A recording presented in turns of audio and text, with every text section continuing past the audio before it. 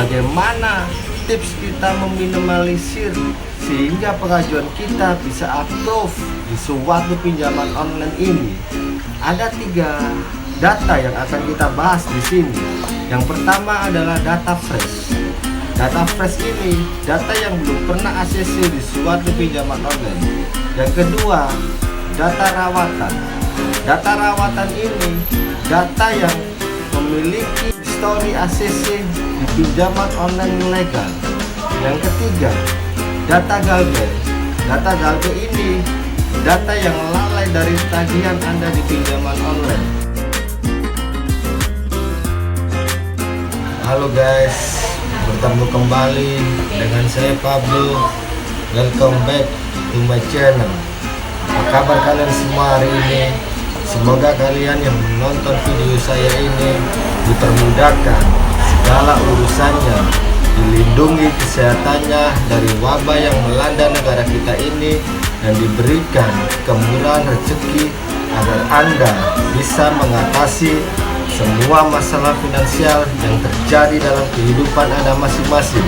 Jangan lupa like dan subscribe channel ini agar kami dan tim lebih bersemangat lagi dan berkembang untuk membangun channel ini, mengarahkan channel ini sebagai sarana edukasi, dedikasi, pengetahuan seputar masalah pinjaman online, finansial yang lain, dan bagaimana tips dan trik agar Anda bisa approve di suatu pinjaman online, dan bagaimana Anda bisa keluar dari masalah pinjaman online ini secara etik, bijak, dan struktur. Saksikan selengkapnya video saya ini. Stay tune.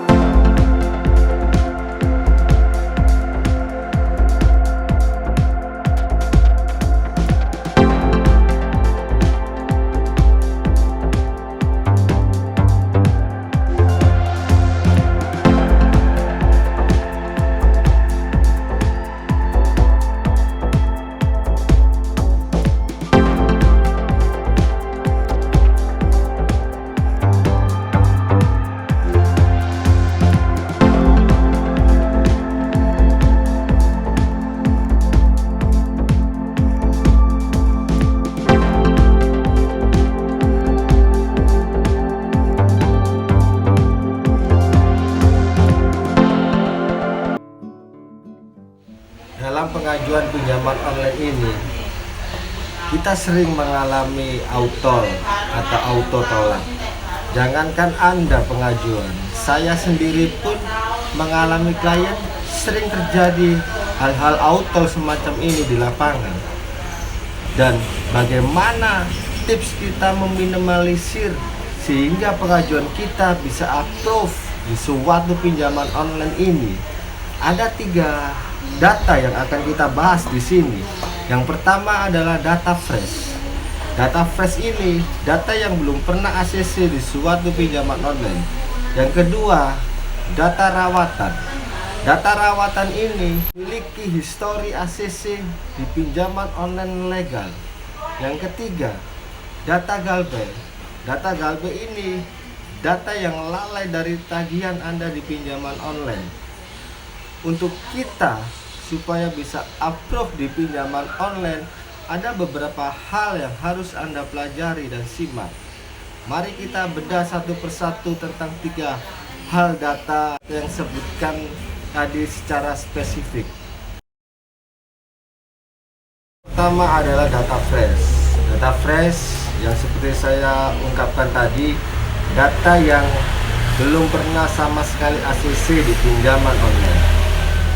Kenapa data fresh ini bisa auto? Umumnya banyak dari sobat pinjol lovers yang sekitar berumur 18, 19 sampai 20 mengajukan pinjaman online. apakah umur segitu bisa ACC di pinjaman online?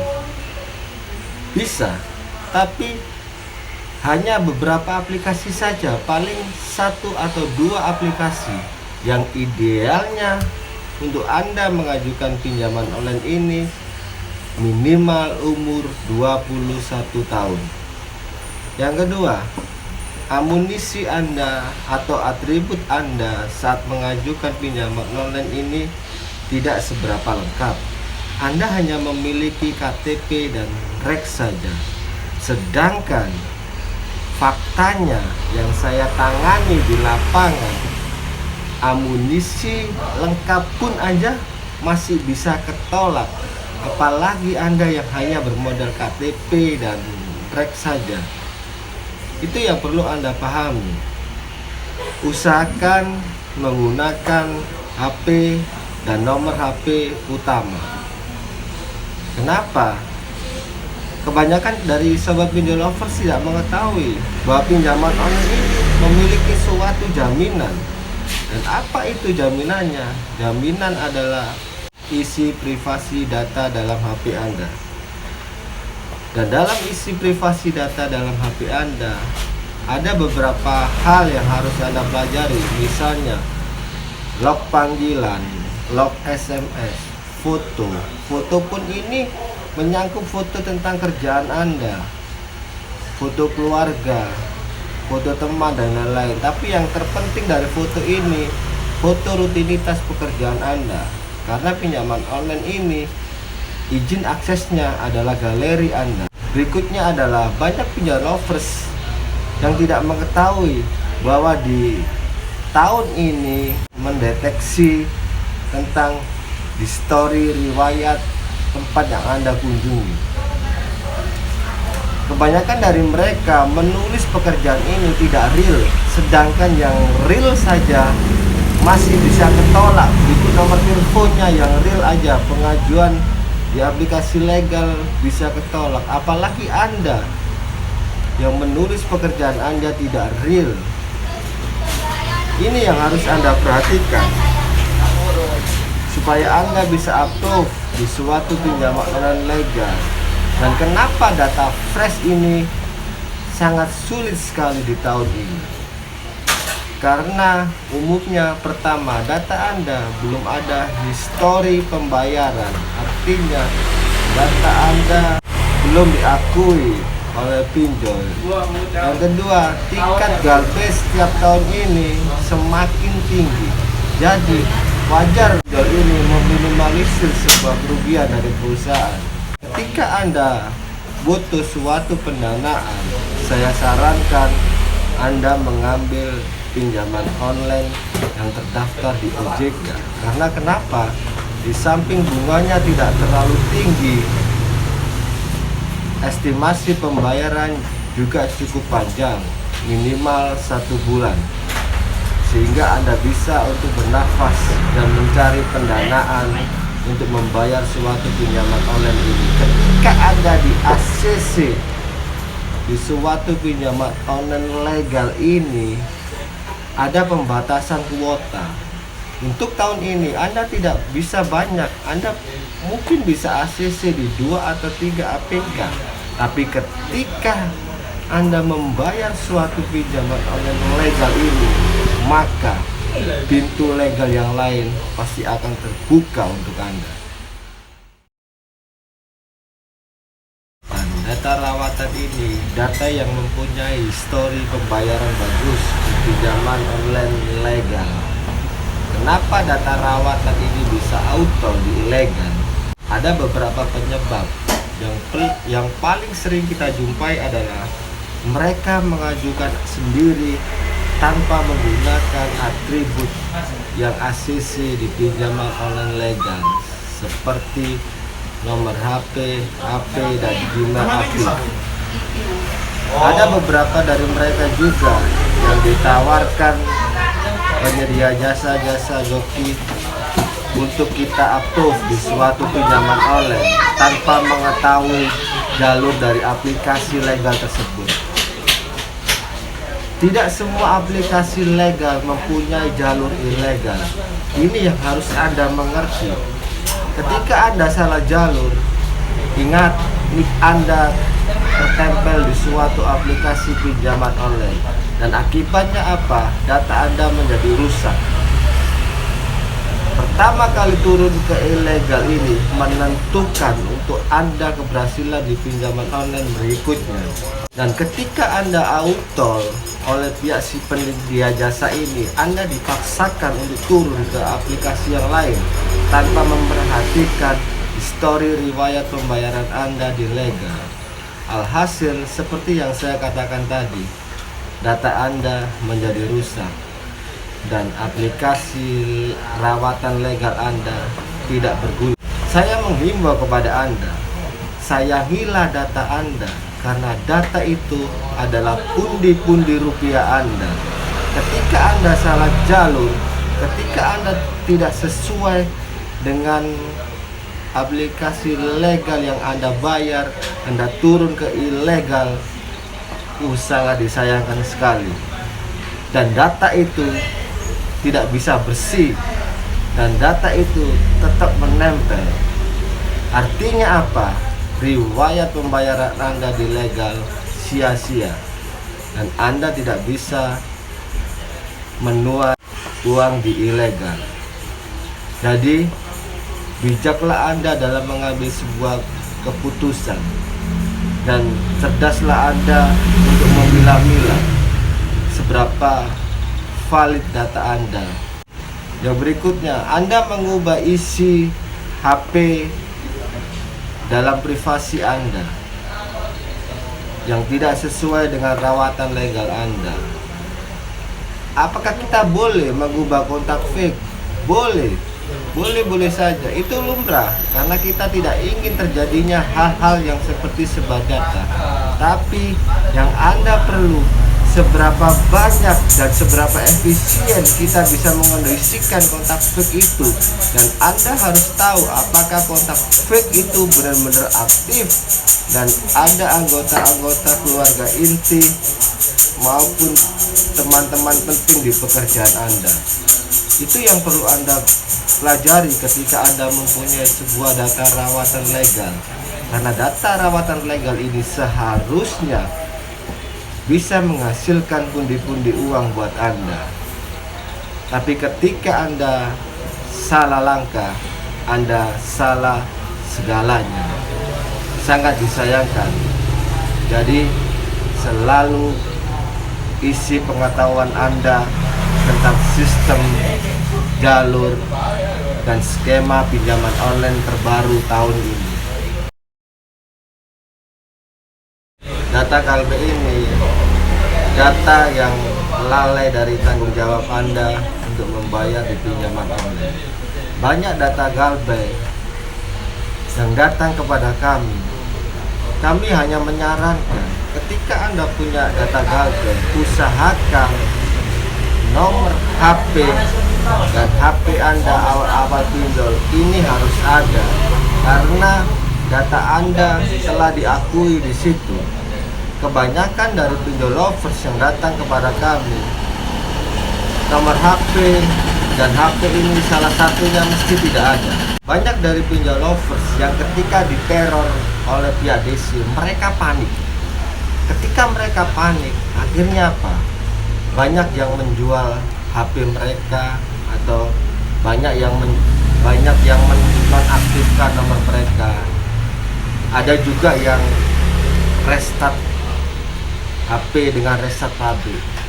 Bagaimana Anda mungkin bisa ACC di suatu pinjaman online ketika Anda merestart pabrik HP Anda? Ingat, pinjaman online ini punya jaminan. Jaminannya apa?